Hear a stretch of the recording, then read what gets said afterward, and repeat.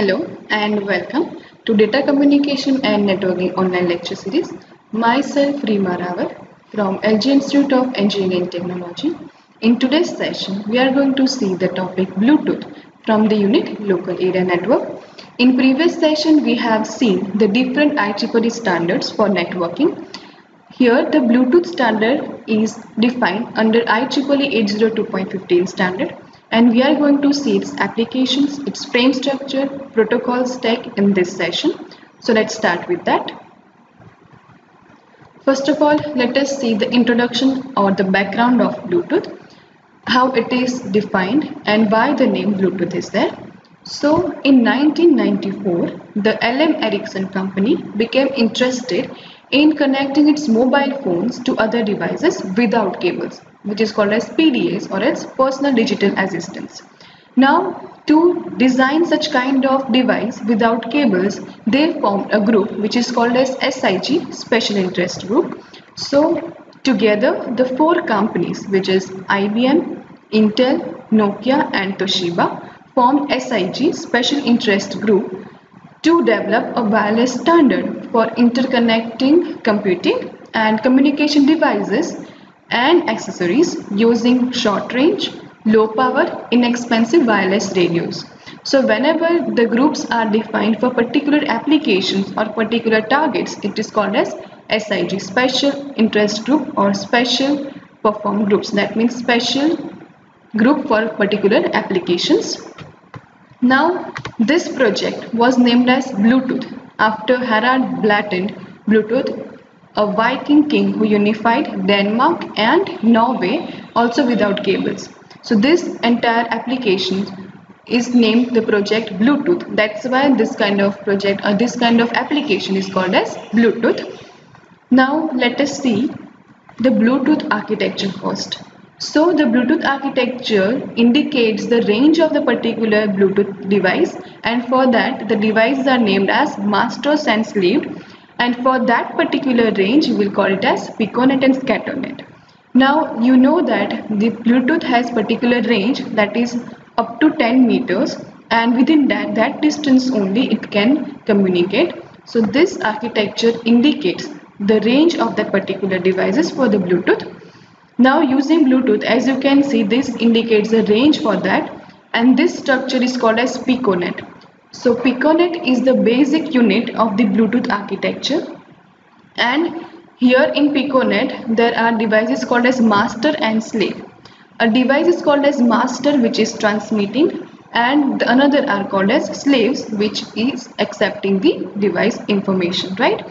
Now at the same time, a master can transmit using the active 7 slaves, and it can also use up to 255 part slaves. Now this collection of different piconets are called as scatternet.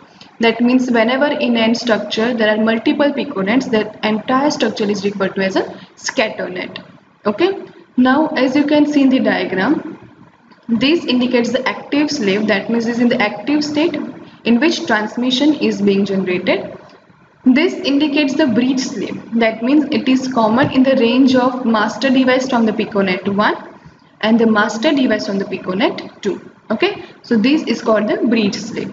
So first kind of slave device is active slave, second is breach slave, and the third kind of device is called as parked slave. That means whenever some active device is there in the transmission, after completion of that, the another devices are in the parked slave. So as I have told you, there are up to 255 parked slave can exist in one piconet. Okay, so this is the basic Bluetooth architecture, which indicates the piconets and master devices, slave devices, and the all collection of these piconets, which is referred to as scatternet. Okay. Now let us see the Bluetooth applications. So here are the 13 applications, the basic applications which are called as profiles, which are listed here. So here the first one is generic access. That means it procedures for link management. Next is service discovery. Now you know that whenever you make the Bluetooth on your particular device, you have to make it discoverable for you have to get the data. That means if you want to receive the data, you have to make your device discoverable. So this service discovery is the protocol for discovering offered services. Next is serial port. It is the replacement for a serial port cable. Next is generic object exchange, which defines a client-server applications or relationships for object movement. Next is LAN access, which is very important when you are accessing your local area network, which is the protocol between a mobile computer and a fixed LAN. Okay. Next is your dial-up networking, which allows a notebook computer to call via a mobile phone. Here the name dial-up is referred to as the calling procedure via your mobile phone or the calling devices. If you remember, in the old modem devices, which are called as dial-up modems, they were using the telephone lines to provide the internet. So this kind of networking is called as dial-up networking. Next is fax, which allows a mobile fax machine to talk to a mobile phone.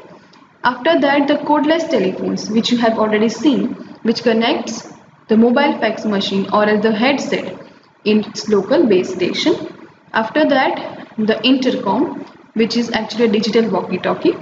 Next is headset, that means the wireless headset, which allows hands-free communication for voice transmission. Whenever you are connecting the music in your car wirelessly, that uses the Bluetooth, as well as the wireless headphones, which are AirPods, it uses the Bluetooth application as well. Right? Next is object push, which provides a way to exchange simple objects. After that, when you are transferring the files, whether it can be images, videos or any such data files, which provides a more general file transfer facility. And the last one is Bluetooth provides a synchronization, that means it permits a PDA to synchronize with another computer. Okay, so these are the basic applications of Bluetooth which we can use in the range of the particular up to 10 meters, right? So Bluetooth after that does not provide the long range communications. Okay, next the most important part is Bluetooth protocol stack. This is the architecture of Bluetooth protocol stack according to the layers. The first and below layer is physical layer. Above that it is indicated the data link layer.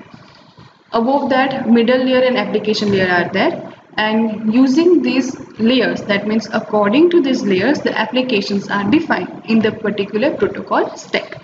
Okay, so we are starting from the below physical layer, which indicates the applications of physical radio. Above that the baseband communication is there. What is baseband communication? That you have seen in your earlier semester, which is included in the physical layer as well as in the data link layer. Above that, that means in the middle layer and data link layer, we have this part which have audio applications and control applications. Another than that, that is link manager. Above that, LLC adoption protocol is that, where LLC is logical link control, and above that there are other LLC protocols.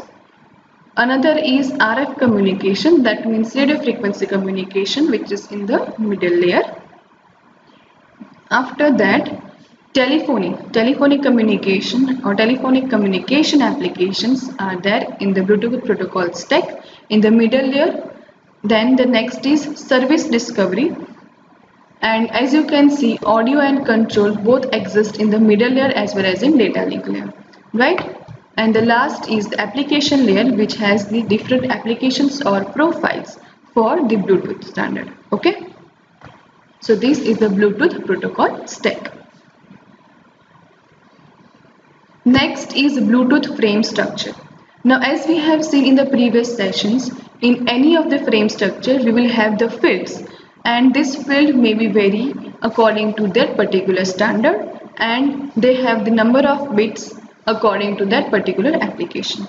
So according to that, let's see Bluetooth frame structure. So as you can see over here, there are main three fields in the Bluetooth frame structure. Here the first field is access code, which is of 72 bits. The second field is the header field, which is of 54 bits.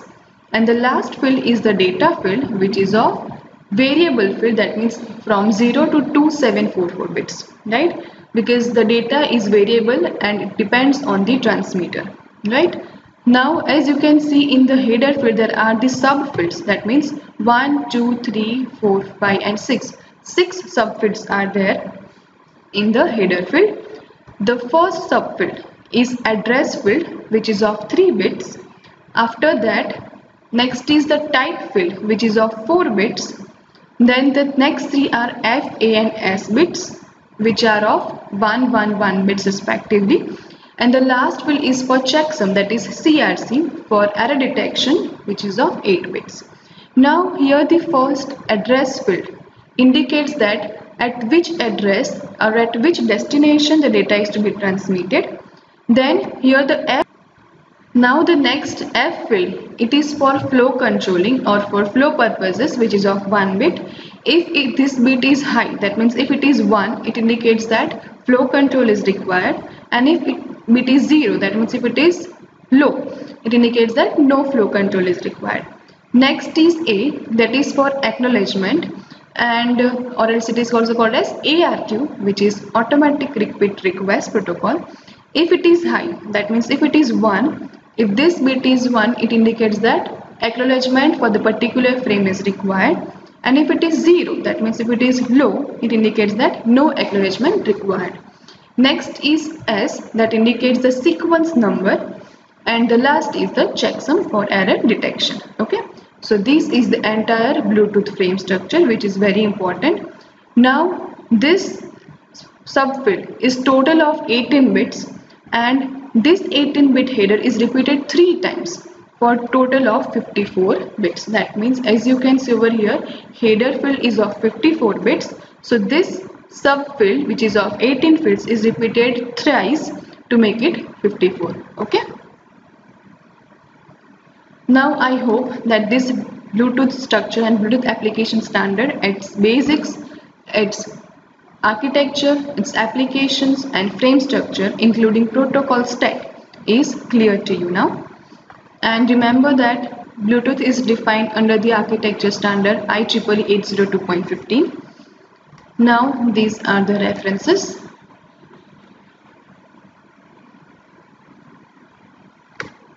Thank you. Thank you for listening.